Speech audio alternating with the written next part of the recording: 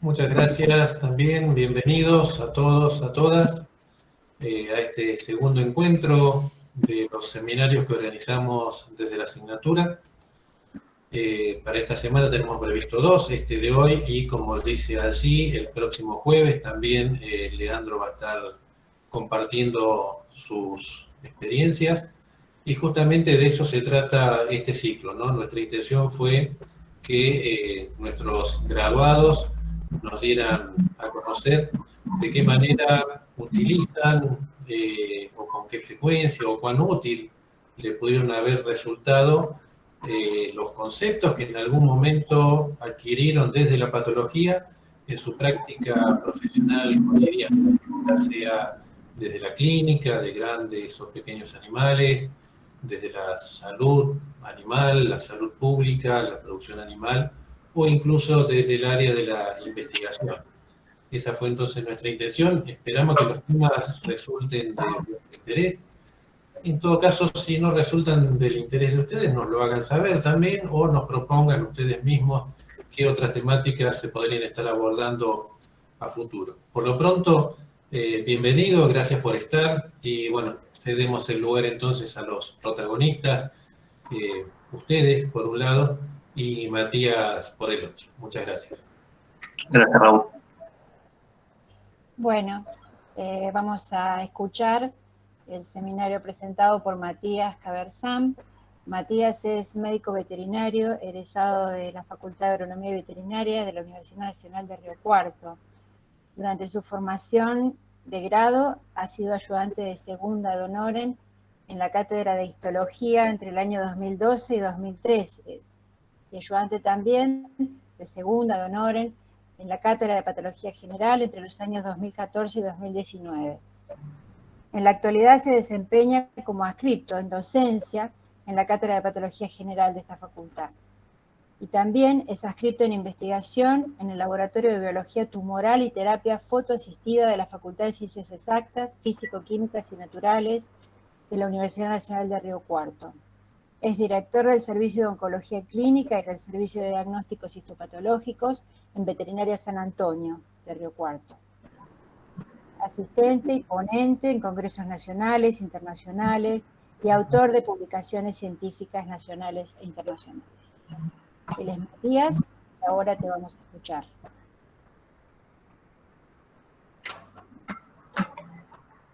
Bueno, muchas gracias Silvi por la presentación. En primer lugar, antes de comenzar, quiero dar el agradecimiento a todos los que están del otro lado de la pantalla por haberme brindado en esta oportunidad un poco del tiempo de ustedes, que es valioso en los días de hoy.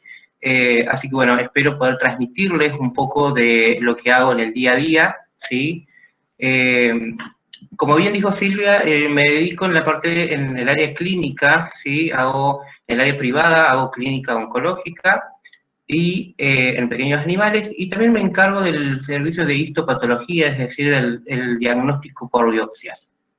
Es por esto que la clase que hoy diseñé para ustedes es tratar de brindarles una combinación de estos dos ejes que se brindan en mi vida, digamos, de lo que hago en el día a día. Así que espero poder llevarlos a un recorrido con estas herramientas para entender una enfermedad que es el mastocitoma. Es decir, que vamos a empezar a hacer un recorrido, ¿sí? Como bien dijimos, vamos a hablar de histopatología como herramienta diagnóstica. Esta herramienta diagnóstica la vamos a llevar para poder entender una de las enfermedades oncológicas más prevalentes en los caninos, que es el mastocitoma canino, ¿sí? Este mastocitoma, nosotros hacemos referencia a él como un gran imitador de tumores. Lo que queremos inferir, lo que quiero transmitirle con esto, es que estamos haciendo una visión de lo que es el comportamiento biológico de la enfermedad. Teniendo todos estos ejes, ¿sí? De diagnóstico de una enfermedad oncológica y tratando de entender su comportamiento biológico, es que vamos a tratar de inferir y vamos a tratar de buscar las mejores opciones de tratamiento.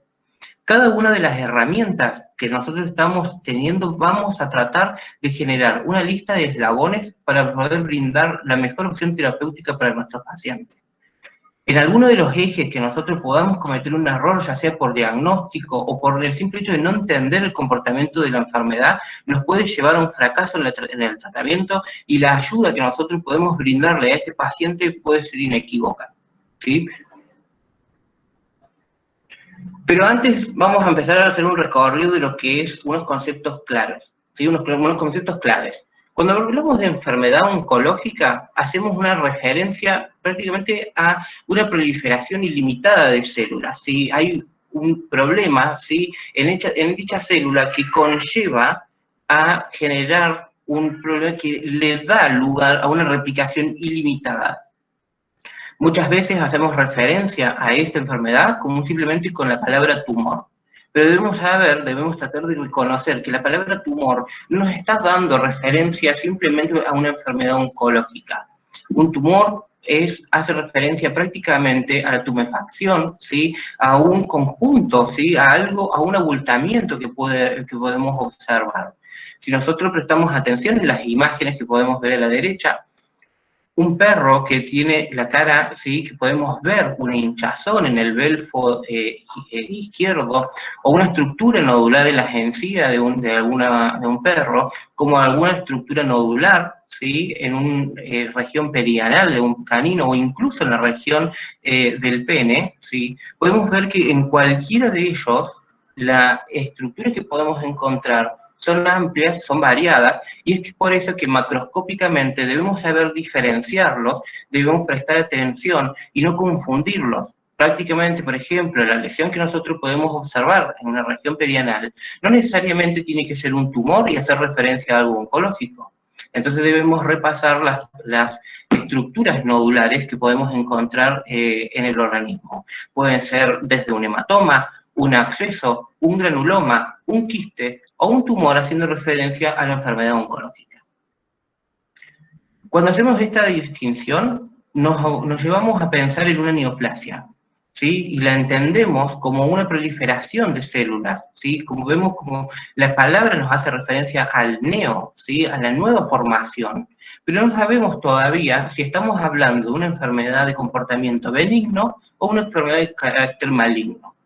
Cuando las enfermedades tienen ese comportamiento de tipo maligno, en el cual puede ser tejido que tiene la particularidad de generar una infiltración, ¿sí?, que es uno de los comportamientos agresivos, o incluso poder llegar a viajar a distancias en el organismo, es cuando hacemos referencia a una enfermedad con carácter metastásico.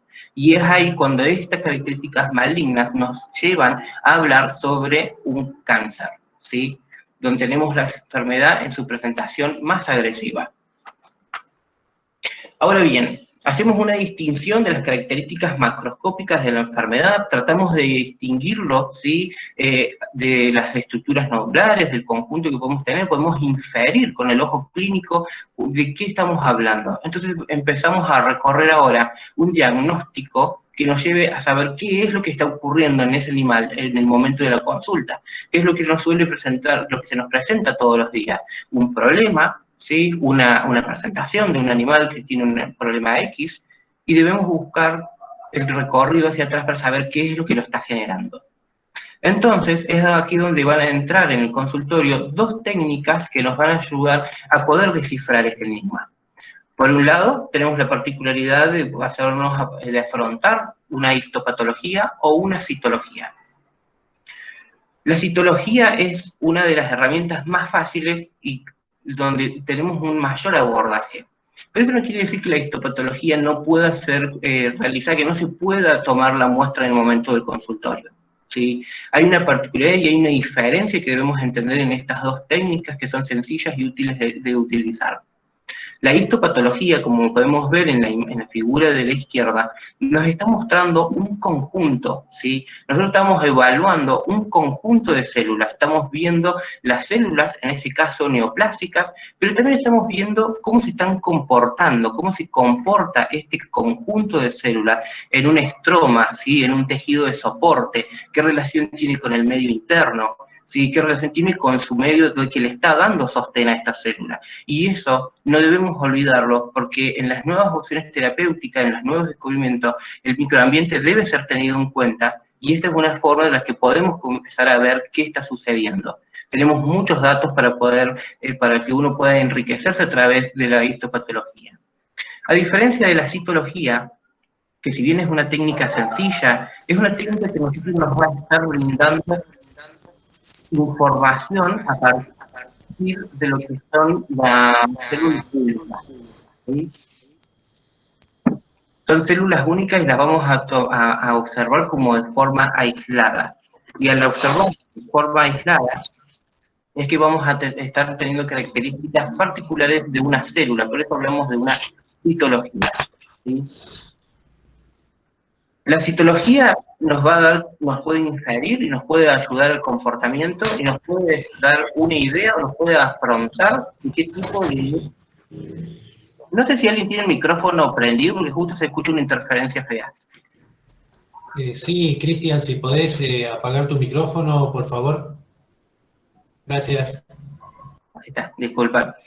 Bien, como les decía, la citología nos está dando una información, pero única, ¿sí? Como podemos ver en el esquema inferior, estamos hablando de una célula individual, ¿sí? Estamos individualizando la población celular, que muchas veces nos puede dar características que nos lleva a tener un diagnóstico. Eso es una particularidad que tiene esta herramienta. Cuando nos da una información y cuando nos brinda un diagnóstico, podemos tomarla como herramienta, podemos tomarlo como diagnóstico y poder actuar, ¿sí? Pero no nos va a dar una precisión con el grado histológico. Y cuando la citología es negativa, no debemos tomarla como tal, ya que podemos tener errores en la muestra y ser incluso un falso negativo. Lo que yo les quiero hablar y les quiero transmitir es un poco con lo que es la histopatología, que es la herramienta que yo uso en el día.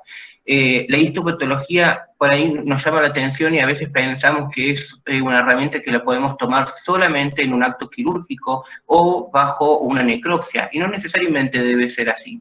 Muchas veces en los consultorios, cuando tenemos un problema que necesitamos una mayor precisión o incluso necesitamos un poco más de rapidez para poder actuar, vamos a poder tomar esta biopsia y fíjense en la vista superior que también la ubicación anatómica es algo que nos va a dar lugar a poder tomar la muestra, ¿sí? En estos casos, nosotros podemos llegar a tomar un abordaje, ¿sí?, de la lesión de forma completa. Por ende, vamos a tener lo que es una histopatología por escisión, ¿sí?, donde vamos a poder tomar tanto los bordes laterales como los bordes profundos de la lesión. Esto se puede llevar a histopatología evaluando el tejido para tener un diagnóstico de la enfermedad de base, saber incluso el grado como para emitir un pronóstico de la enfermedad, y lo que no es menor, también podemos evaluar los márgenes quirúrgicos con los que nosotros hicimos este tipo de cirugía.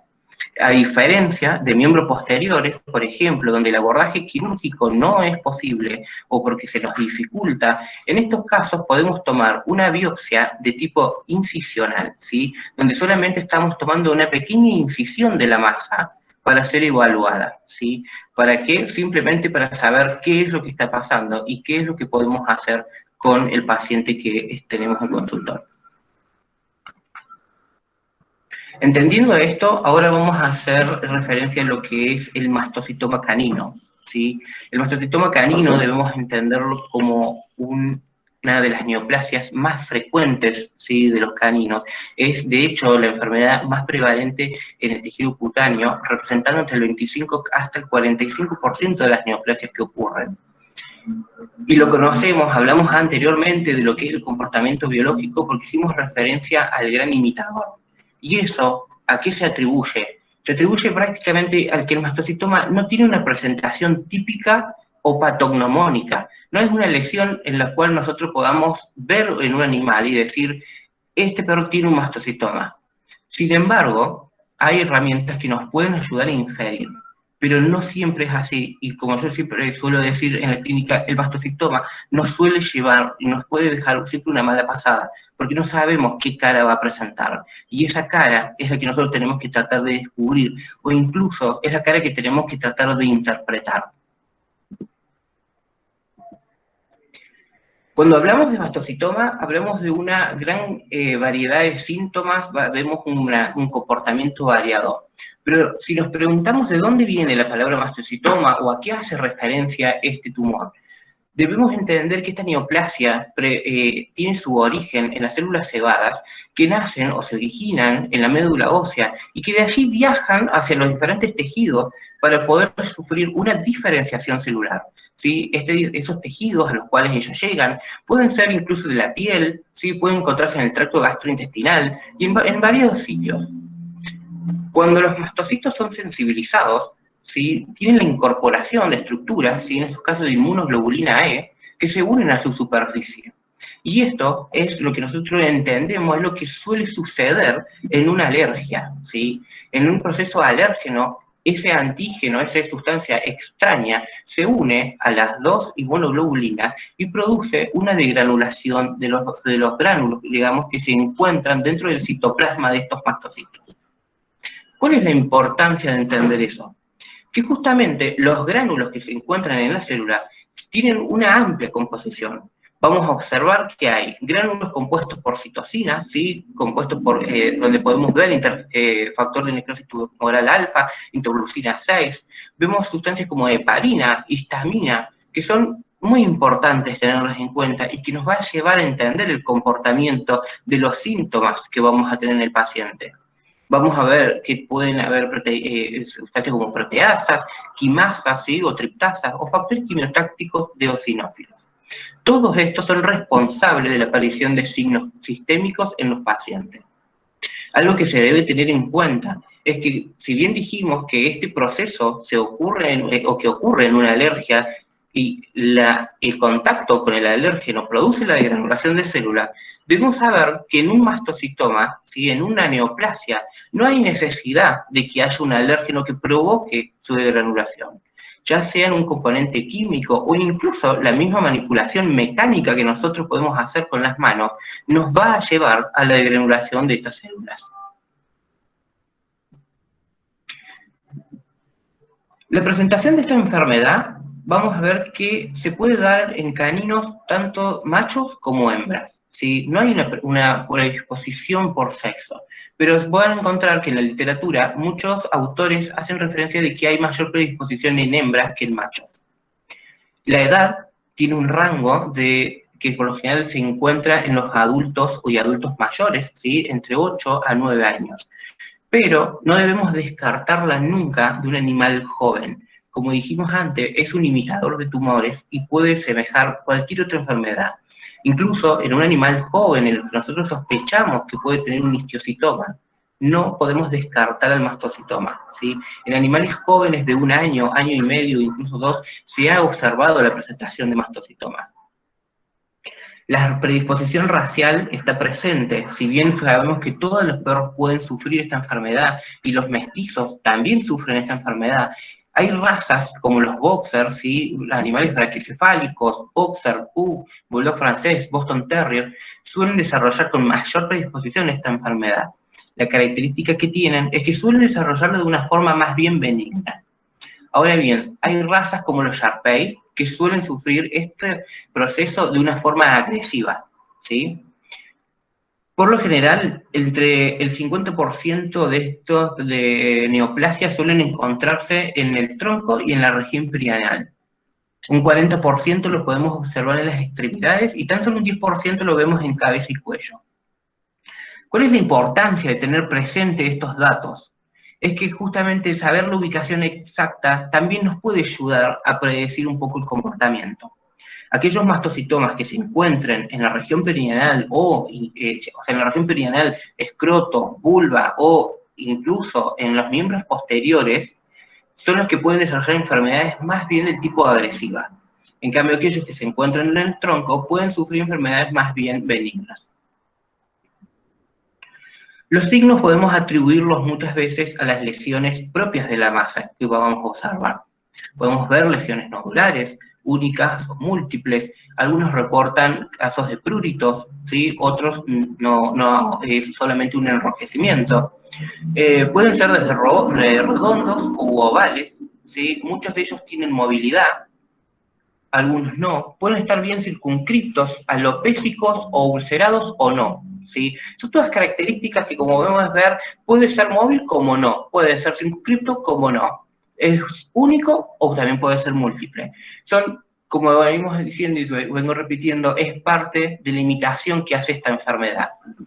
Algo que es muy característico y que nos suele ocurrir mucho en el consultorio es que por ahí la gente nos dice, le apareció hace una semana y empezó a crecer cada vez más, o ayer creció en tamaño y hoy es el doble, pero después se achicó y vuelve a crecer. Sí, no está mintiendo, es cierto lo que dice la gente, es algo que es característico del mastocitoma. Como dijimos, la degranulación mecánica, mucha gente por ahí está jugando con el perro, lo toca sin querer en la estructura nodular y eso aumenta de tamaño. Luego pasa el efecto de la degranulación y el tumor vuelve a tener un tamaño un poco más chico, ¿sí? Entonces son características que hacen al mastocitoma. A veces cuando sospechamos de esta enfermedad, lo que podemos es nosotros provocar una leve degranulación de la enfermedad como para saber que estamos ante ella.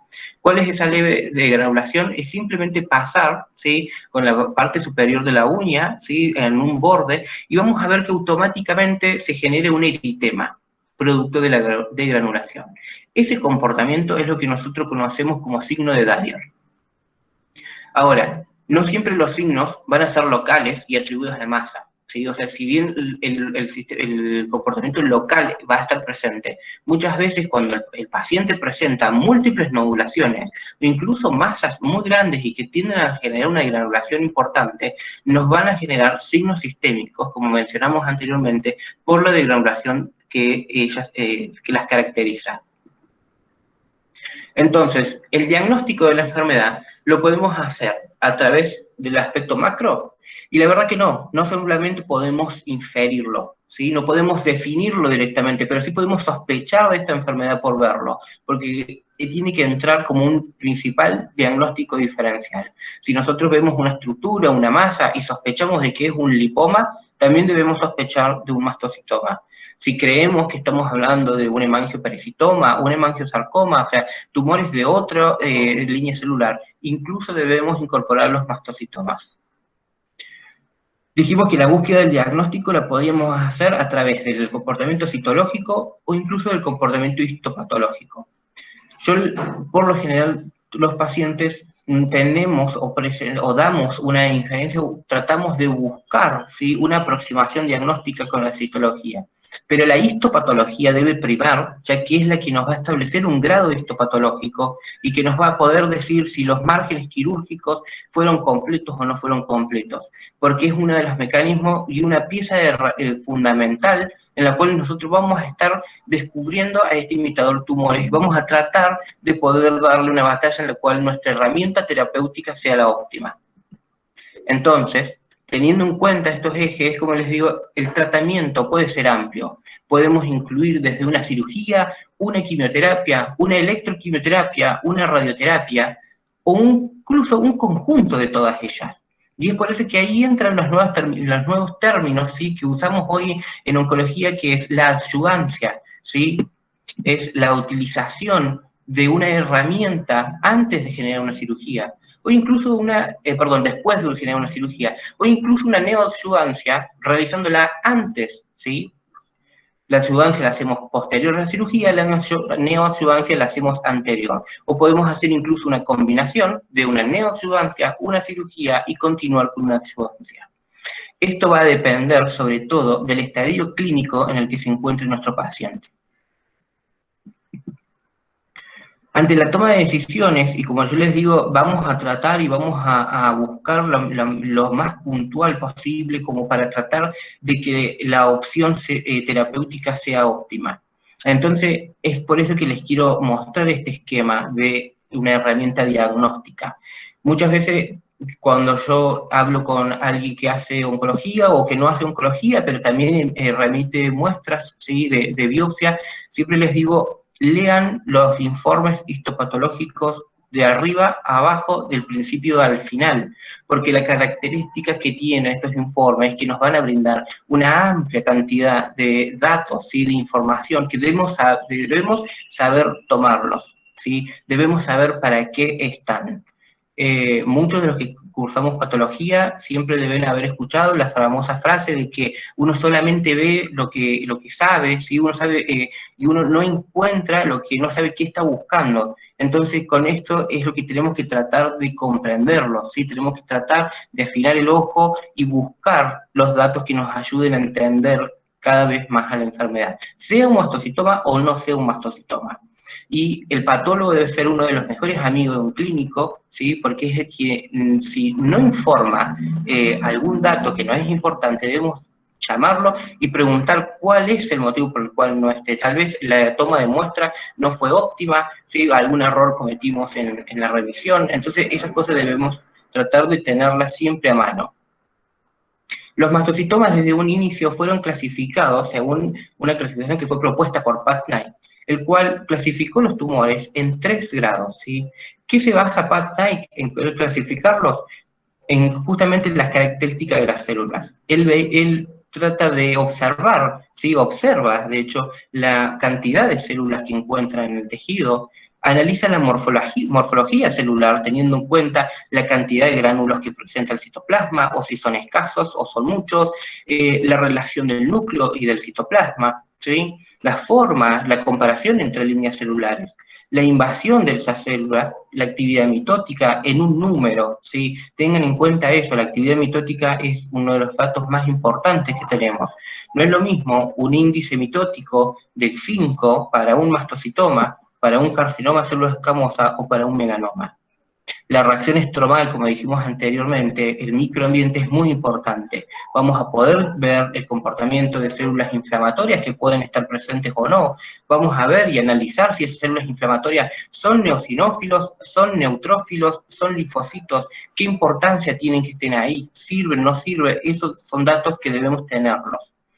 Con esta suma, ¿sí? de datos es que se clasificó entonces el mastocitoma en 3 niveles, grado 1, 2 y 3, o mejor dicho, un grado bien diferenciado en el grado 1, o un grado pobremente diferenciado en el grado 3, y una clasificación intermedia, ¿sí? Un grado intermedio que era el grado 2.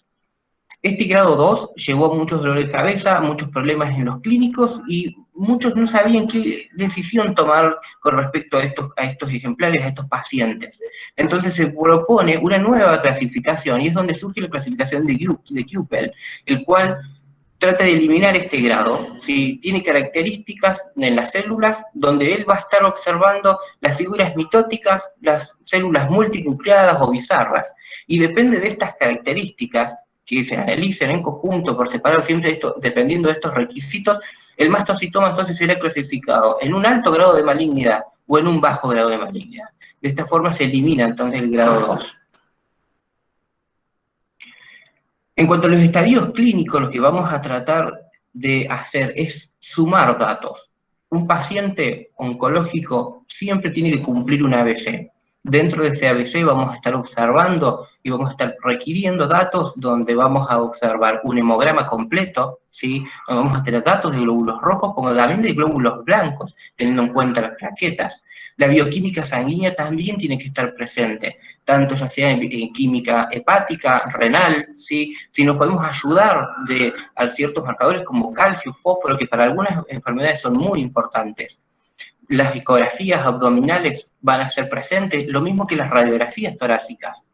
En este caso, debemos saber que el mastocitoma, por su comportamiento, no es una enfermedad que le guste viajar al tórax. Por ende, pedir una radiografía de tórax no nos va a brindar mucha información, salvo que nosotros estemos buscando si los nódulos linfáticos torácicos tienen una reacción.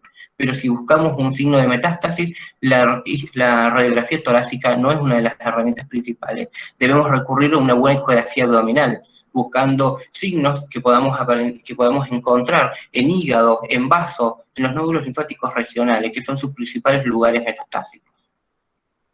Cuando nosotros vemos, o cuando llega a la consulta un paciente que presentaba un mastocitoma, pero que fue sometido a una cirugía y que podemos ver que hay un comportamiento, ¿sí? De que algo pasó, algo quedó de ese resto tumoral, entonces ahí llega ese paciente y nosotros lo estamos clasificando en un estadio 0, ¿sí? El estadio 0 era, o es, digamos, el tumor que no se ve. es el tumor que no vimos, porque es el tumor que ya se extirpó, pero que hay una secuela de algún problema, de un comportamiento que está ocurriendo y que nos está generando una alteración.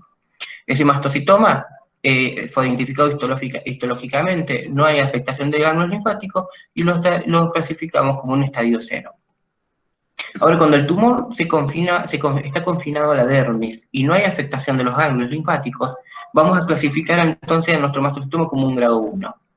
Ahora, si este tiene una afectación de los ganglios linfáticos regionales, será un grado 2. Si tenemos múltiples tumores dérmicos o tumores grandes que infiltran, que pueden o no tener afectación de los ganglios linfáticos, tenemos un estadio 3. Y no importa el tamaño. Ahora, si este tumor genera una alteración, una metástasis a distancia, o tenemos una afectación en la sangre, estamos ante un estadio 4. ¿Sí? Cada uno de ellos, vamos a ver que los podemos subclasificar en estadio 1, sub 1 o sub 2, si tiene o no tiene signos sistémicos. Una vez que hacemos este recorrido y que entendimos y que tratamos de tomar todas estas herramientas, vamos a hacer un recorrido por unos casos clínicos donde vamos a estar entendiendo qué es lo que pudimos hacer, ¿sí?, en el consultorio con Tahití, con Clodomira, con Katy y con Gloria. Vamos a recorrerlos a cada uno de ellos e entender e interpretar, ¿sí?, cómo podemos encarar esta enfermedad. Tahití es una hembra canina de 7 años, ¿sí? Es una boxer, que presentó una masa nodular en el flanco, izquierdo, ¿sí? Era una masa de 3 centímetros por 2 centímetros. Si tenemos que empezar a observar a esta masa, nosotros en el consultorio tenemos que tratar de sacarle el mayor provecho a lo que vemos de ella. Tenemos que ser minuciosos en la vista y en sus características macroscópicas. Las características macro son muy importantes. Acá vamos a ver que Tahití nos presentó esta lesión nodular de 3 por 2 centímetros, que era única, ¿sí? Era una lesión que era móvil, que era elástica, una lesión que no era ulcerada y tampoco alopésica, ¿sí? ¿Por qué tenemos en cuenta tantos detalles de una lesión y no la mandamos a una cirugía y listo? Porque entender esto, sabemos también qué comportamiento podemos tener. Tahití presentaba esta masa que su propietario nos dijo que la llevaba hace 1 año, ¿sí? Una masa que no está ulcerada, ¿sí?, que no tiene alopecia. Entonces me hace sospechar de que tal vez no sea tan agresivo de lo que yo puedo sospechar, ¿sí? Por eso nosotros lo que yo solicito es una cirugía amplia. Fíjense que los márgenes quirúrgicos son amplios. Para un mastocitoma necesitamos aproximadamente 3 centímetros en la periferia, ¿sí?, y aunque sea un plano hacia la profundidad. En este caso, la cirujana pudo tener un buen acceso, ¿sí?, se pudo tener un buen acceso quirúrgico tratando de dejar los mayores márgenes quirúrgicos. Tal vez muchos que están viendo la imagen les llama la atención o piensan que el acto de asepsia en la cirugía no es el correcto porque se pueden ver pelos, ¿sí?, arriba de la lesión nodular. Y esto no es por una falta o por querer ser más rápido o por una falta de higiene. De hecho, la tricotomía, si bien se hizo a los laterales, la desinfección con alcohol y iodopovidona estuvo presente. Lo que pasa es que en este caso, por pedido mío, es simplemente decirle a la cirujana que por favor no toque la masa, porque tratamos de evitar su manipulación para evitar su degranulación, ¿sí? Se realiza esta cirugía y se remite la masa para un establecimiento del grado histológico y también para una evaluación de los márgenes quirúrgicos, como dijimos, tanto laterales como profundos. Y como podemos ver, este es el resultado, ¿sí?, de la biopsia de Tahití. Podemos ver que la mayoría de las células son células grandes, son células redondas, con un citoplasma abundante y muy rico en gránulos, ¿sí? Son gránulos más bien basofílicos, que incluso podemos verlos desprendidos, ¿sí?, que se encuentran dispersos en el estroma. Son células que están bien diferenciadas, ¿sí? Y también estamos viendo, con los círculos amarillos, la presencia de gran cantidad de células, ¿sí?, inflamatorias. Son polimorfonucleares eosinófilos. Si nos empezamos a preguntar qué tiene que ver estas células acá o en este tejido o por qué están llegando, porque justamente dijimos que los mastocitos se degranulan y dentro de su degranulación hay gran cantidad de histamina y los eosinófilos tienen la particularidad de presentar histaminasas, ¿sí? Entonces, y además también hay un factor quimiotáctico, ¿sí? Para que los hace llegar al tejido. Actúan como un regulador negativo. Sin embargo, la presencia de ellos no nos infiere o no nos predice si tenemos un mejor o un menor comportamiento de la enfermedad. Sí nos va a servir y nos va a ser muy útil a la hora de los diagnósticos, sobre todo en las neoplasias poco diferenciadas. En este caso podemos ver que el mastocitoma es de bajo grado de malignidad, según la clasificación nueva de Kuppel, o un mastocitoma de grado 1, según la clasificación de Putnam. Los márgenes quirúrgicos fueron seguros, no se observaron células neoplásicas, ¿sí? Entonces la pregunta es, ¿cómo seguimos ahora con esta paciente? Seguimos con controles que se realizan cada 2, 3, 4 meses, ¿sí? Y que se van alargando en el tiempo.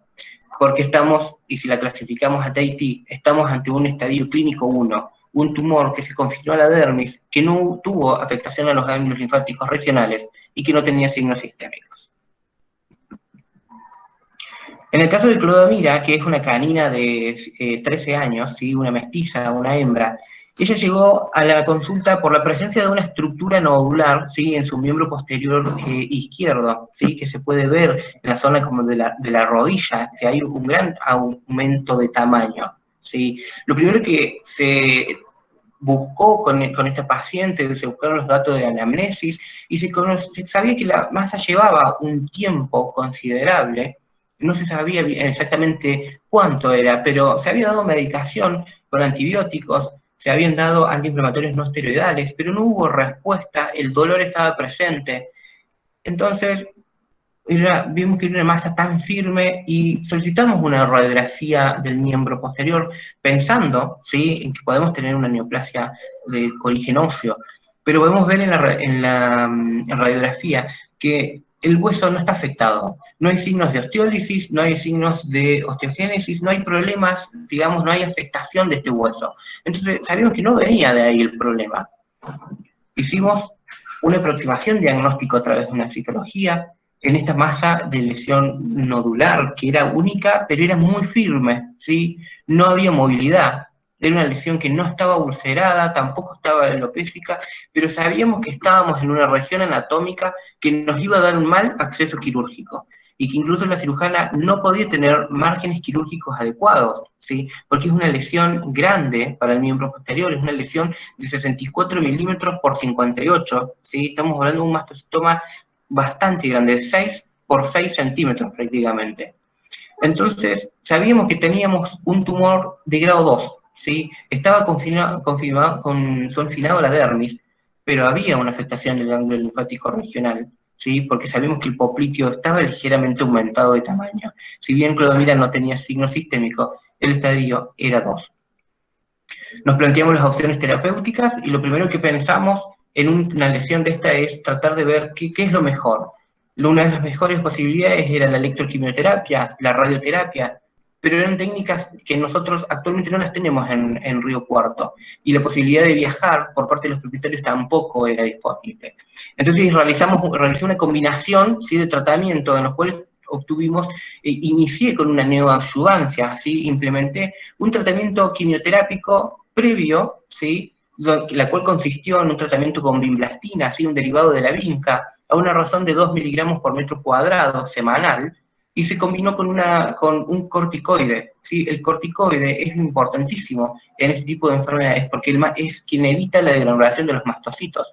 Por eso, cuando anteriormente se dieron AINES, no había respuesta, porque los receptores para los AINES no están presentes en esta enfermedad.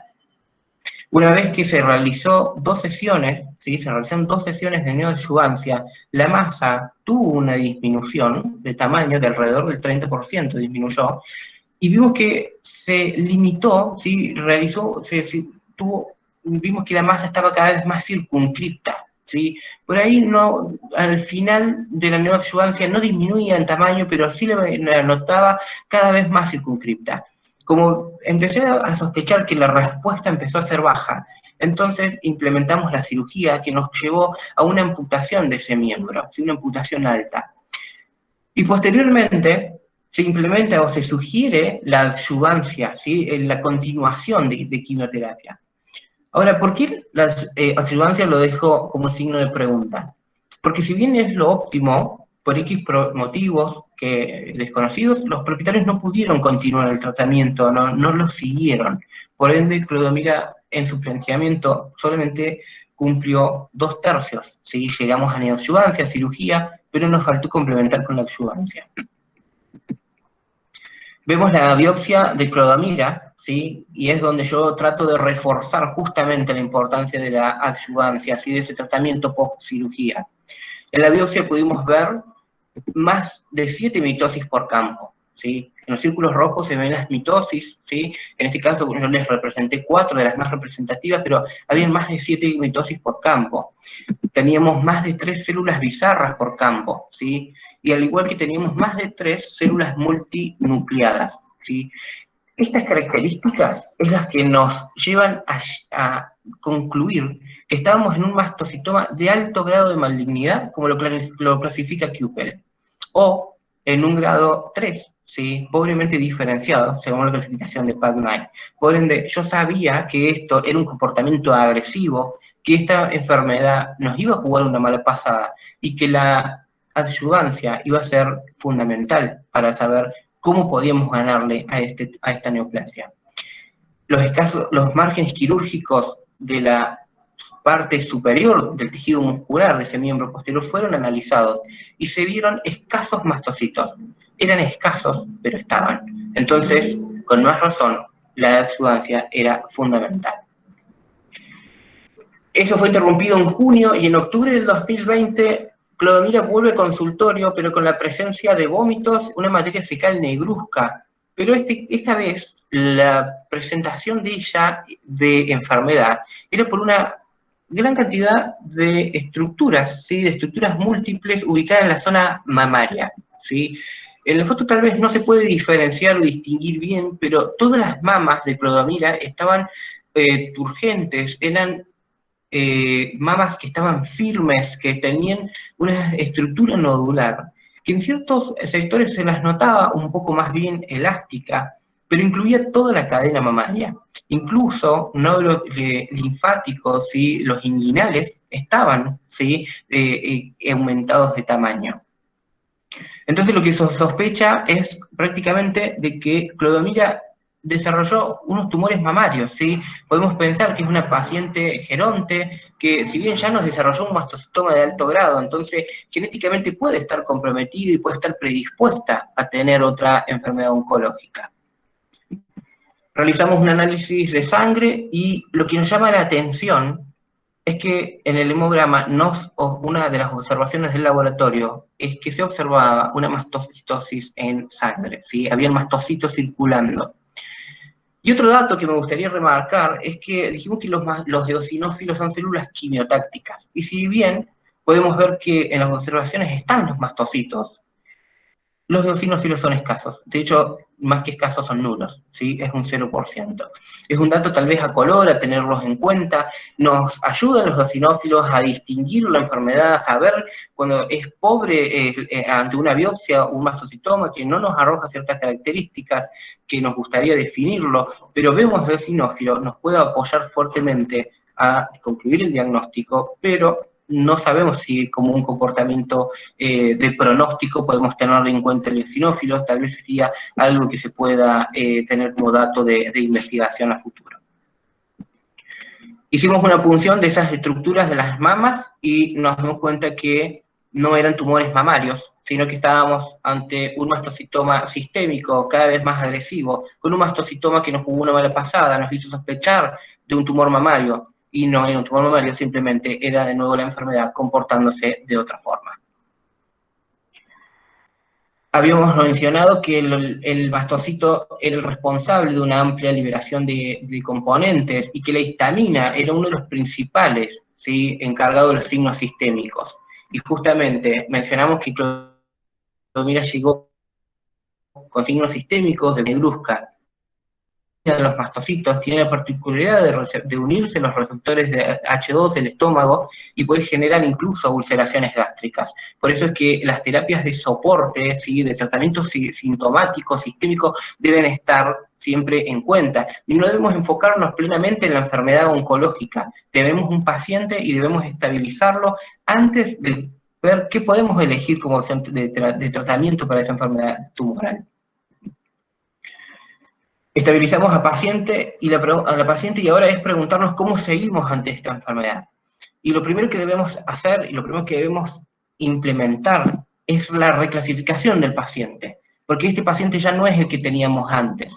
Este es un paciente con otro comportamiento y estamos ante un paciente de grado 4, ¿sí?, un estadio clínico 4, que era cualquier tumor con metástasis a distancia, que incluso podía tener afectación de la sangre o la médula ósea. Predomina ya no es un paciente a someterlo de forma quirúrgica, sino que es un paciente que es digno de un tratamiento sistémico que nos ayude a controlar la enfermedad e incluso a otorgar una mejor calidad de vida. Por eso la mejor opción de tratamiento en este caso ahora es una lomustine de 80 miligramos metros cuadrados cada 21 días. Miremos la diferencia que tenemos en Katy, que también es una boxer, como teníamos anteriormente con Tahiti, ¿sí? Es una hembra más joven, ¿sí?, de 5 años, pero fíjense que lo que tiene Katy es presentar una estructura en un lugar anatómico que nos puede llevar, ya por simplemente el hecho de conocer dónde está ubicado, que nos puede llevar a saber que estamos ante una dificultad en el tratamiento, ¿sí?, porque es difícil tal vez el abordaje. El día que Katy llegó al consultorio presentaba una masa nodular firme, ulcerada y muy sangrante. Cuando digo muy sangrante, fue una paciente que nos dejó el piso completamente lleno de sangre, ¿sí? Sangraba mucho. No olvidemos que la heparina es componente de los mastocitos. Esta lesión se encontraba en el belfo derecho, ¿sí?, con bordes irregulares, pobremente definidos, ¿sí? Era un borde que no podíamos delimitar la masa. Lo que sí sabíamos en ese momento de la consulta es que ella previamente había sido operada por una masa en ese belfo y que ellos habían sospechado en su inicio de un mastocitoma. Nuevamente tenemos un tumor, en este caso un tumor recidivante, ¿sí?, que estaba confinado en la dermis y no tenía signos sistémicos. La terapia de Katy fue básicamente en la formación de una neoadjuvancia. Volvimos a elegir como terapia de elección a la vinblastina a razón de 2 miligramos, ¿sí?, metros cuadrados, con prednisolona. Esta terapia combinada se comenzó el 26 de junio, ¿sí?, con una masa de 58 milímetros por 51. Y veamos cómo, sorprendentemente, a los 29 días, o sea, al día 29, 3 días después, la masa pasó de 58 a 36 milímetros. ¿Sí? Tenemos un cambio en el tamaño de esta paciente, de esta estructura, de esa neoplasia, un cambio abrupto, ¿sí? Seguimos con la neoadjuvancia, la implementamos, y el 6 de julio, ella ya presentaba una estructura de 19 por 20 milímetros, ¿sí? Una terapia que nos dio efecto, que nos dio un lugar a poder definir a la masa, poder reducir la carga tumoral. Entonces, cuando logramos esto, Katy fue sometida a una cirugía donde se extirpó prácticamente una gran cantidad de ese tejido del belfo, ¿sí? Lo importante era sacar la masa, no abrir y sacar la masa tumoral única, sino sacar la gran cantidad del lugar donde se está desarrollando esta neoplasia, tratar de sacar la mayor cantidad de células posible, ¿sí? Luego de esta terapia quirúrgica, Katy siguió con la adjuvancia de vinblastina y prednisolona, ¿sí? Siguió alrededor de 3 a 4 ciclos más, y Katy no volvió a presentar la enfermedad hasta el día de hoy. Analizando la histopatología de ella, encontramos que los mastocitos son bien diferenciados, ¿sí? Son células redondas, amplias, con una buena relación núcleo-citoplasma, citoplasmas cargados de gránulos, ¿sí? La presencia de eosinófilos, pero un dato que es muy importante y que siempre tenemos que tener en cuenta, por lo menos vista desde el lado de la patología, es que esta biopsia había sido sometida a un tratamiento previo. Y cuando es sometido a un tratamiento previo, las biopsias pueden cambiar, incluso pueden no ser tan fidedignas del comportamiento real de la enfermedad. ¿Sí? Entonces el grado hay que tenerlo en cuenta. Según la clasificación de PAT9, Katy estaba clasificada como un mastocitoma de grado 2 y según Kuppel es de bajo grado de malignidad. Los márgenes quirúrgicos fueron moderados, no fueron amplios, pero es lógico y comprendible por la zona anatómica en la que se encontraba. Katy sigue con sus controles y, como les dije, no hay remisión de tumor hasta el momento. Y por último, les quiero presentar a Gloria. Gloria es una paciente muy particular. Gloria se presentó el día de la consulta, ¿sí? Una canina ovejera de 5 años, una hembra joven, que se fue remitida a consultorio por una masa en su miembro anterior izquierdo, ¿sí? Era una masa mayor a 15 centímetros, que había sido cuidada con un diagnóstico previo en el cual se diagnosticó una masa que era un granuloma. Hicimos la inspección clínica en ese momento, ese día sábado, y encontramos más de 10 estructuras nodulares diseminadas por todo el organismo de Gloria, ¿sí? por todo el tejido cutáneo. Lo podemos ver en la comisura labial, ¿sí? De los márgenes derechos, incluso en la zona de los labios izquierdos. También se lo encontró en la zona de la nuca, en las rodillas, en el bajo vientre. Era una amplia cantidad de estructuras nodulares, menores de 3 centímetros, lesiones de 1 centímetro, de medio centímetro, ¿sí? Pero lo que más nos importaba era esta masa, que ahí se ve no ulcerada, pero cuando vemos la lesión hacia medial, ¿sí? De esta paciente, vemos una gran masa ulcerada, con mucha molestia, con mucho dolor, ¿sí? Lo primero que hacemos es afrontarnos a una técnica citológica. Observamos una amplia cantidad de mastocitos pobremente diferenciados que costó mucho diferenciarlos en la citología. Entonces realizamos, para confirmar directamente, una histopatología y concluimos con un mastocitoma de grado 3, ¿sí? Pero de alto grado de malignidad. Podemos ver células que varían ampliamente en tamaño. Son células muy grandes comparadas con otras que son muy pequeñas, ¿sí? Hablamos del pleomorfismo celular de estas células. Otro dato, otro informe de lo que están en los informes que nos tenemos que tener en cuenta.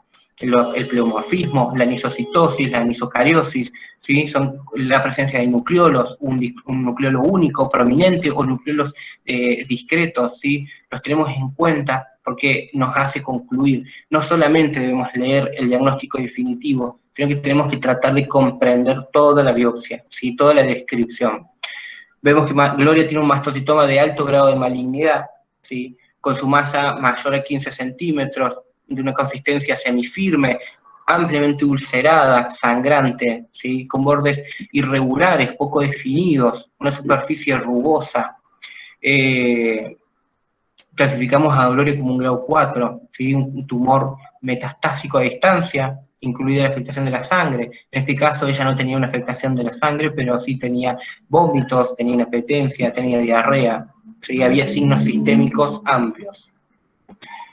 Ese es el día que nosotros empezamos a ver la lesión hacia medial, ¿sí? Vemos que la zona la lesión es muy grande, ¿sí? Ahí vemos las características que hablábamos de esta enfermedad, ¿sí?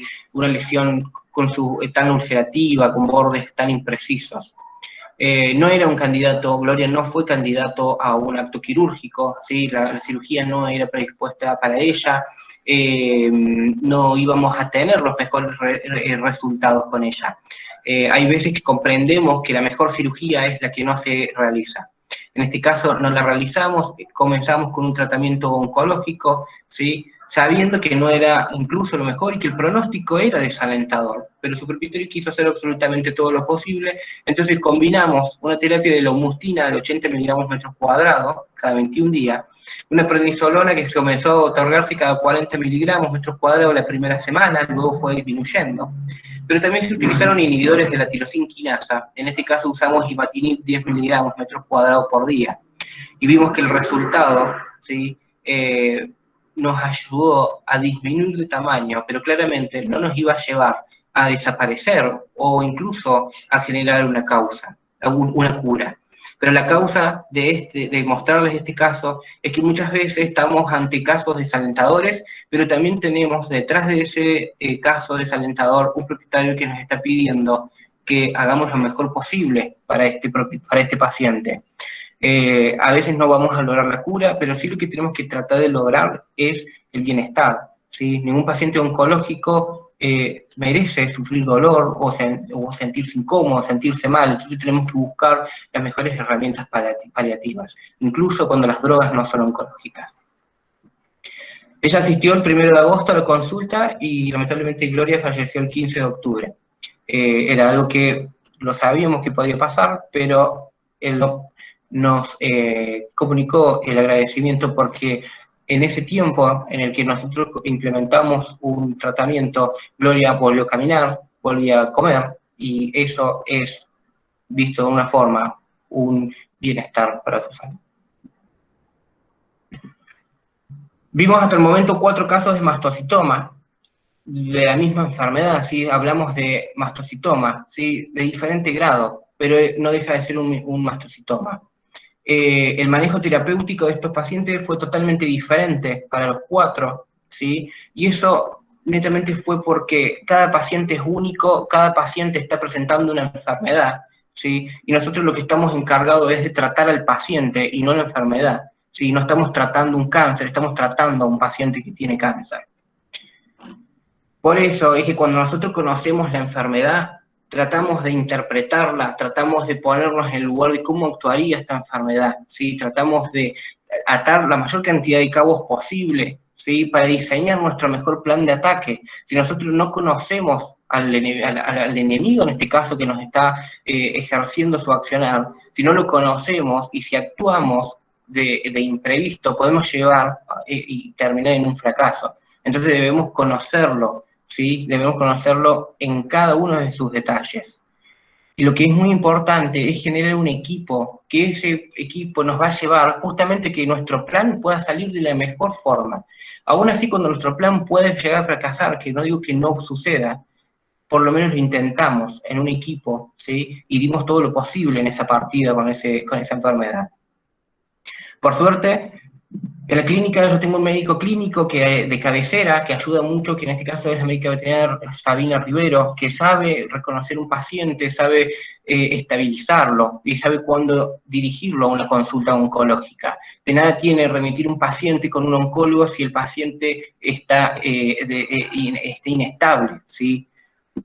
Un cirujano, que en este caso es María Marta Segui, una médica veterinaria cirujana, ¿sí? Que apoya y que soporta por ahí cada una de mis indicaciones.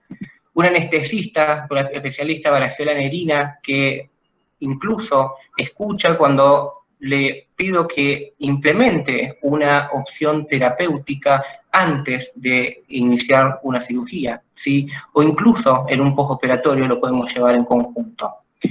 Y como siempre les digo, busquen su médico oncólogo o su patólogo, sean amigos, ¿sí? Estos ejes son fundamentales. Un oncólogo necesita de un médico clínico, como también necesita de un cirujano que conozca de la oncología, ¿sí? El patólogo es una de las principales herramientas que nos va a brindar tanta información, que nos va a ayudar a tener una opción terapéutica válida, ¿sí? Son todos ejes que no debemos mirarlos por separado, debemos tomarlos en un conjunto, ¿sí? Para tener un mejor accionar. Y por sobre todo, en cualquier ámbito, en lo que sea que estemos hablando, vamos a necesitar siempre de un motor, ¿sí? Yo tuve un motor, tuve un amigo, un maestro que me enseñó que cada paciente merecía su oportunidad, y es por eso que le agradezco y finalizo con nuestro querido Adrián Alcoba. Muchas gracias.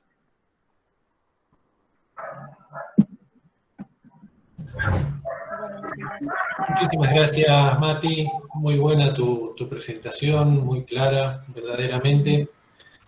Vamos, si te parece, a dar lugar, si quieren hacer alguna pregunta, lo pueden estar haciendo a través del chat, o si nos ordenamos, también se puede llegar a hacer de manera verbal, activando el micrófono, pero de a poco, digamos. De manera tal que, bueno, dejamos abierta la posibilidad para aquellos que quieran llevar adelante alguna pregunta, que tengan alguna consulta, algo que quieran ampliar. Por lo pronto, y por mi parte, además de agradecerte, Mati, creo que en esa última diapo estás abriendo la posibilidad llevando, digamos, un mito, ¿no? Un mito que decía que el clínico no resuelve todas las situaciones. El patólogo sí, a veces llega a un buen diagnóstico, pero tarde. Lo que vos estás haciendo es justamente la situación de derribar ese mito y la posibilidad de que clínica y patología vayan de la mano y lleguen a tiempo a tratar de resolver la situación problema, ¿no? O sea que desde ese punto de vista, el enfoque que le diste a esa última diapo realmente me pareció muy bueno. Muchas gracias, Raúl.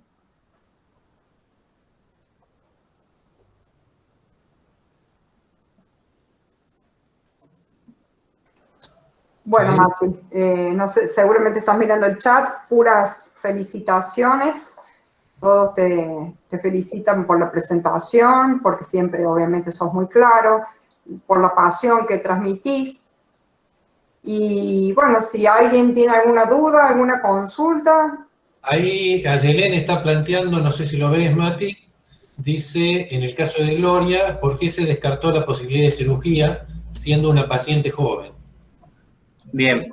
En ese caso, se descarta la opción de cirugía porque estás ante un mastocitoma múltiple, ¿sí? O sea que si tuvieses que hacer una cirugía, tendrías que hacer una cirugía radical de una amputación de un miembro con un paciente que tiene más de 10 mastocitomas distribuidos de forma azarosa en el tejido cutáneo, ¿sí? Entonces, esa cirugía agresiva no te va a llevar, digamos, a un buen pronóstico. La enfermedad la tenés diseminada, ¿sí? La tenés en todo el organismo. Entonces, podés disminuir la carga tumoral, pero muchas veces cuando se tocan esas lesiones, te puede llevar a una complicación mayor. ¿Sí? Por eso es que a veces digo que hay ciertas enfermedades o ciertas cirugías que las mejores son las que no se hacen, ¿sí?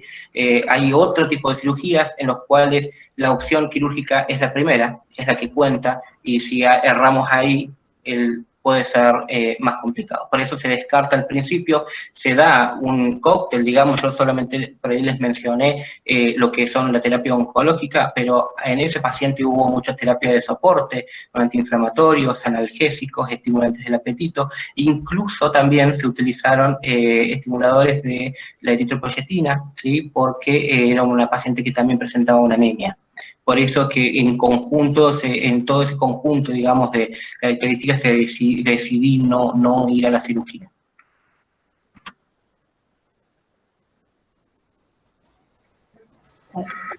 Esperando las preguntas, me parece muy valioso, Matías, lo que comentás, de que básicamente es un trabajo en equipo, que cada paciente es un abordaje totalmente diferente y que no hay una receta única para todos los pacientes. Creo que eso es pensar al paciente en su individualidad, pero desde las múltiples miradas necesarias para hacer un abordaje completo. Entonces creo que rescato muchísimo tus últimos aportes, que no son por último menores, de la necesidad del trabajo en equipo, de la necesidad de la mirada interdisciplinaria y que cada paciente es un desafío, no solamente en el diagnóstico, sino también en la terapéutica. Entonces, creo que eso es algo que rescato enormemente como síntesis muy de tu charla, Matías. Bueno, gracias, Anita. Sí, es cierto y es algo que por ahí a mí me gusta remarcarlo mucho porque el accionar de forma aislada no nos lleva a los mejores resultados. Podemos tratar de atar cabos, podemos tratar de ir solucionando, pero cuando uno trabaja en equipo los resultados pueden ser muchísimos mejores. Por eso se tiene en cuenta todo, desde el laboratorio, con el patólogo, con el oncólogo, el clínico, ¿sí? El clínico, no olvidemos que es el que realiza una primera inspección, ¿sí? Que ve la lesión, que nos puede decir, hace 2 días que lo vi una ulceración, hoy no está, ¿sí? O que puede incluso ser más confiable en el sentido de ver un tamaño, ¿sí? que puede ser más confiable y que lo puede decir a veces un propietario, no porque nos mienta, sino simplemente a veces porque no son parámetros que suelen tenerlos en cuenta. Entonces es una gran cantidad de cosas que uno se enriquece y que el resultado en el equipo claramente es mejor. ¿Sí? Bueno, por lo general, algo que no les queda muy claro a nuestros alumnos y nos dicen, total, yo no voy a ser patólogo, no voy a ser histopatólogo, para que vean cómo en este caso la patología sirve no con un cadáver, sino con un animal vivo. Y mi pregunta, Matías, va hacia lo siguiente. Cuando vos haces esta terapia pre-cirugía, ¿no es cierto? Haces un tratamiento oncológico, paliativo, con antiinflamatorio, vos lo haces en referencia a esa biopsia o a esa histopatología que viste. Después, sí, cuando terminas, ¿volvés a hacer otra? Porque cuando hiciste la cirugía, ahí pudiste ver los márgenes quirúrgicos, te manejaste con el tratamiento oncológico después, pero cuando solamente optás a hacer el tratamiento oncológico, ¿repetís las biopsias, repetís histopatología o simplemente te llevas por lo que estás viendo ahí en la clínica, en el hemograma? Contanos un poquito. Bien, cuando instauro la terapia de comenzar una opción terapéutica, previamente siempre implemento el diagnóstico siempre, ¿sí? El diagnóstico va primero, ¿sí? Trato de sacar el grado histológico para saber qué comportamiento va a tener. Una vez que sé eso, ya tengo establecido mi grado, comienzo con la terapéutica, luego realizo una cirugía, ¿sí? Y del material que se elimina en esa cirugía, yo por lo general, pero porque soy bastante quisquilloso, vuelvo a someterlo a una histopatología como para ver cambios, qué es lo que puedo ver, si hay un margen distinto, si la población celular se está comportando de otra forma, si hay menor cantidad de células, ¿sí? O si esas células tienen características de necrosis, ¿sí? Muchas veces no olvidemos que de la terapéutica que nosotros, de la que yo puedo implementar, tiene mucho que ver con el comportamiento celular. Los inhibidores de la tirosinquinasa, por ejemplo, que utilizo, tienen la particularidad justamente de inhibir la tirosinquinasa. Y lo que se evita es justamente la proliferación, se evita la invasión, ¿sí? Entonces podemos ver si el crecimiento poblacional disminuye. La lomustina, ¿sí? O la vinca, la vinblastina, tienden a generar un déficit en el ADN de la célula tumoral, entonces te lleva a una muerte celular, también te impide ese crecimiento. Entonces son cosas que yo trato de ir tocando, digamos, para ver si hay un buen resultado, si disminuye, si no disminuye, si la histopatología sigue siendo con una carga alta, entonces no estoy teniendo buen resultado. Puedo pensar en un mastocitoma que sea más resistente. En los casos que hago el implemento de la opción terapéutica, ¿sí? Y no hago una cirugía, ahí en ese caso rara vez vuelva a tomar una biopsia. ¿Por qué? Porque muchas veces me pasa que esa estructura nodular desaparece, entonces no tengo cómo tomarla. Y otras veces, si sigue persistiendo, busco la opción de que sea eliminada quirúrgicamente y ahí sí se somete a histopatología nuevamente. Bien, esta perrita, por ejemplo, que le amputaste la patita, cuando vos decías que por ahí volvía los controles, ¿lo haces también con hemogramas? ¿Lo vas repitiendo? Porque darle antiinflamatorio y una medicación que tiene, digamos, también sus efectos colaterales, ¿cómo vas monitoreando eso? ¿Lo haces con hemograma? Siempre que realizo la opción oncológica, digamos, en un estadio inicial el paciente siempre cumple con todos esos requisitos, ¿sí?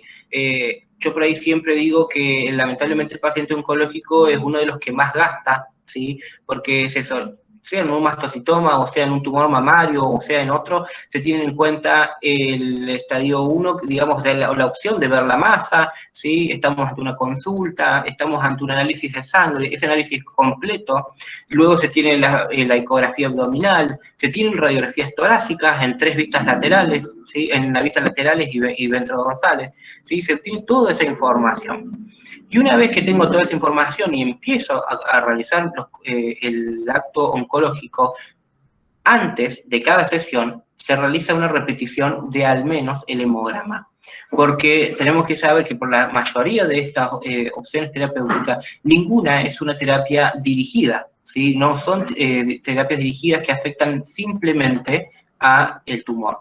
Por ejemplo, la lomustina es una de las drogas que nosotros utilizamos mucho y que tiene la particularidad de generar una anemia marcada, ¿sí? Genera aplasia de la médula ósea. Y si yo genero una aplasia, ¿sí? Y me quedo sin glóbulos rojos o sin glóbulos blancos, ese paciente debe interrumpir su tratamiento y restaurar esa base, ¿sí? Volvemos a estimular esa médula, volvemos a recomponer nuestro componente de eritrocitos o de glóbulos blancos, y recién ahí que lo normalizamos, volvemos a instalar una opción terapéutica. Pero sí, todo paciente tiene al inicio a su inicio y ante cada realización de quimioterapia tiene su análisis de sangre previo. Matías, ¿me escuchás? Sí. Mati, bueno, nada, felicitarte primero, la verdad que Gracias. estuvo muy bien, me parece que fue muy útil para todos, incluido todos nosotros, ¿no? Un orgullo para nosotros. Y después preguntarte, porque sé que tenés tu criterio y me gustaría que lo cuentes, a ver, ¿qué opinás respecto de la citología y de la histopatología? ¿Cuándo usas una, cuándo usas otra y qué criterio tenés para cada una? Bien. La citología y la histo, o sea, son dos herramientas de fácil acceso. La citología, yo sinceramente, es una herramienta que le veo utilidad, ¿sí? Se puede aproximar al diagnóstico, pero no llega más de una aproximación, ¿sí? Entonces, yo soy de no instaurar absolutamente todo simplemente con una citología, que me puede ayudar. Sí, lo tomo, lo analizo, pero confirmo siempre con una biopsia. No tenemos un citólogo netamente formado al 100%, digamos, en citología. Si nos escucháramos una charla de oncología en Buenos Aires, ellos prácticamente hacen una gran cantidad de citología y tal vez usan menos de histopatología, pero las opciones, digamos, el panorama o los técnicos a trabajar en esos casos es distinto. A mí me gusta trabajar mucho con la biopsia me enriquece muchos datos y que sé y me ayuda mucho a predecir el comportamiento de la enfermedad, me ayuda muchísimo a realizarlo. Más allá de que Gloria, por ejemplo, era una paciente que tenía un mastocitoma muy avanzado, un estadio clínico muy avanzado, pero cuando yo vi la citología, me daba una inferencia de células de mastocitos, sí, pero no más de eso. Ahora, cuando hice la biopsia y vi el gran pleomorfismo celular, la anisocariosis tan marcada, la falta de un componente estromal donde podían descansar esas células tumorales, la gran cantidad de microvasos, ¿sí? La moderada presencia de eosinófilos, ¿sí? Un índice mitótico que superó ampliamente los 10 mitosis por campo, sabía que la enfermedad iba a ser muy agresiva. Entonces es por ese pool de enriquecimiento que me hace quedarme toda la vida con la histopatología. Es mi herramienta clave para descifrar una enfermedad. Matías. Bueno, hola, no buenas tardes, Rita Ledesma. ¿Alguna otra pregunta para realizar? Rita, ¿estabas por preguntar algo? Sí, Matías, Rita Ledesma, ¿cómo estás? Hola Rita, ¿cómo estás? Bien, felicitaciones. Bueno, muchas gracias. Matías, mi consulta es con respecto a la citología que recién la doctora Silvia te preguntó. En el caso de que nosotros ya recibimos directamente el vidrio con la punción y ya es que es por ahí lo cotidiano que pasa en la clínica, por ahí no puede ser en el caso de ustedes, ¿no? Que lo ven y lo toman de otra óptica, pero yo, por ejemplo, acá recibo el vidrio y porque tenía el bubón hablando muy mal y pronto, entonces ahí me encuentro con una información en el microscopio y con pacientes de sus propietarios que no pueden acceder directamente a la histopatología. Como a veces hemos charlado, bueno, en la citología no tenemos buena formación. ¿Vos qué recomendás ahí? ¿Seriar hay una metodología que vos sugerís para tomar muestra, hacer esto de la neoadyuvancia, que es bastante nuevo. Digamos, hay un camino paralelo a seguir para aquellos casos, que es la realidad, muchas veces el paciente no, y el médico veterinario tampoco accede. Él ve y directamente, bueno, vamos a pinchar y tomamos la muestra. Yo creo que no estoy salida de la realidad porque es lo que por ahí pasa absolutamente antes de, más allá que hoy nos estamos ayornando, los veterinarios recomendando y queriendo crecer en esto de diagnóstico, ¿qué hacemos en esa franja? Bien. Está bárbaro. De hecho, lo que vos planteás es lo que sucede, es cierto, ¿sí? Yo no digo que no hay que hacer citología, no, al contrario, se puede comenzar a hacer, ¿sí? Hay que entrenar el ojo, hay que tener cuidado igual qué vamos a hacer de citología, ¿sí? Si vos me planteás realizar una citología de una estructura nodular en el tronco de un canino, perfecto, deberías ir y hacerlo. Ahora, si tenés una presentación de una mama, y no te aconsejo que hagas una citología. Las mamas, por lo menos yo soy de los que hago mucho hincapié en que no se hace citología. Cuando hacemos una biopsia de un tejido, de una estructura neoplásica, ¿sí? De una estructura mamaria, podemos ver que el grado, o sea, de heterogeneidad de las células es muy, muy variado, ¿sí? Entonces podés tener falsos negativos, podés pensar en un fibroma, ¿sí? O incluso te puede dar la confusión de sacar una célula similar a un cartílago, ¿sí? Y vos decís, pero punce una mama. Bueno, es que depende el grado de metaplasia que puede tener una estructura mamaria, te puede llevar a eso y te puede confundir, ¿sí?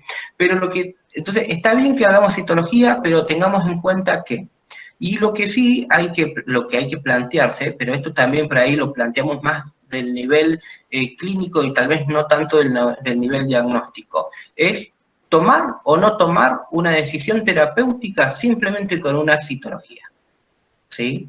¿Por qué? Porque si vos haces una citología y te da compatible o sugerente de melanoma, hay que tener cuidado, porque si está en el tronco y vos podés tener un margen quirúrgico amplio, tal vez podés asegurarte, ¿sí? De tomar la decisión, remitir a histopatología.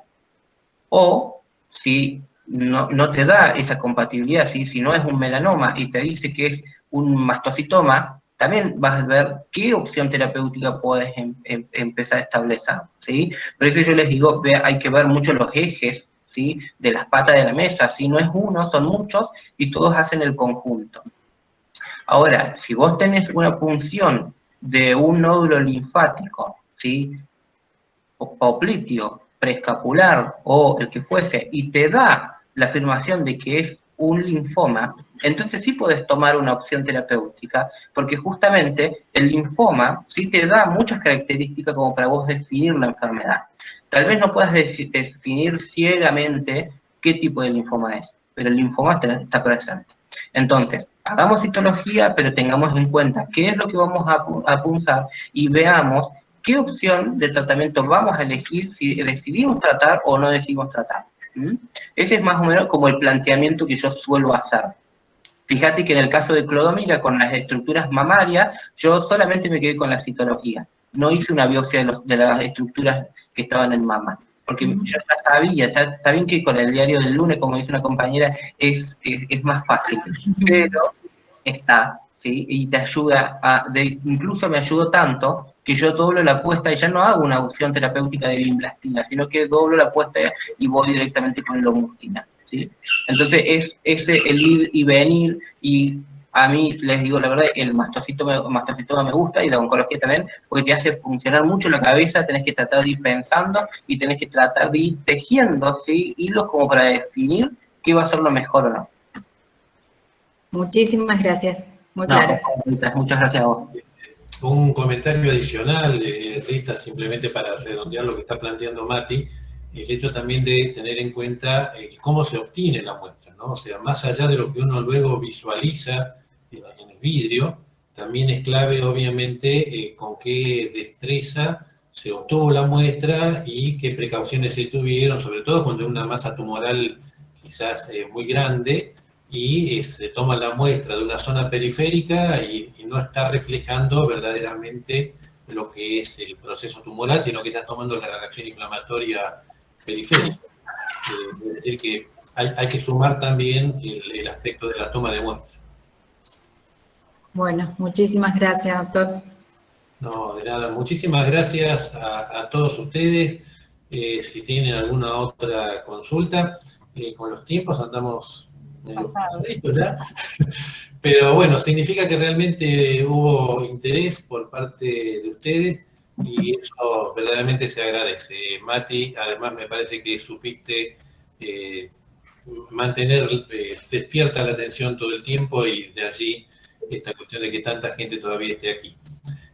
Comentarles que el próximo jueves, el 5 a las 18:30, continuamos con un nuevo seminario dentro de este ciclo, con un aspecto un tanto diferente. Redondo va a estar hablando acerca de salud intestinal, es decir, una visión ya más desde la producción animal, ¿no es cierto? Salud intestinal en animales de producción, en bovinos, en aves, con una visión también desde el aspecto de investigación. Así que bueno, están todos invitados para incorporarse también el próximo jueves. Muchísimas gracias a todos. Muchas gracias, Raúl. Antes que terminen, quiero terminar justamente agradeciendo de nuevo a cada uno de los que se conectaron. Pues les digo, brindaron un ratito del tiempo y sobre todo hoy es muy, muy importante. Agradezco a cada uno de los veterinarios, a muchos los conozco, ¿sí? Quiero agradecer a amigos de México, de Chile que están conectados. Un fuerte abrazo desde acá. Agradezco a gente del laboratorio como Luis Ibarra, que se conectó, María Gracia Ferrara, ¿sí? Por el apoyo, a Rodrigo Palacios, también del Departamento de Química, a cada uno, ¿sí? Les quiero agradecer. Agradezco mucho también a la Clínica San Antonio, que es donde me he formado, donde arranqué mis inicios, a María Marta Segui, justamente por abrirme los brazos y darme un lugar en su clínica. Y también, por sobre todo, no quiero cerrar sin agradecer a la Cátedra de Patología General que me ha abierto las puertas desde el día que rendí su materia y que ha sido una casa de altos estudios para mí, realmente, donde me han formado mucho. A Silvia, Eterno, al igual que a Raúl, a Ana, sí, Guillermo, a Judith, a todos, a cada uno de ustedes, muchísimas gracias, ¿sí? Como dice Silvia siempre, el no ya lo tenemos, siempre vamos por el sí. Entonces, les agradezco profundamente. Hay muchísimas cosas para hacer, así que nos vemos la próxima y muchas gracias.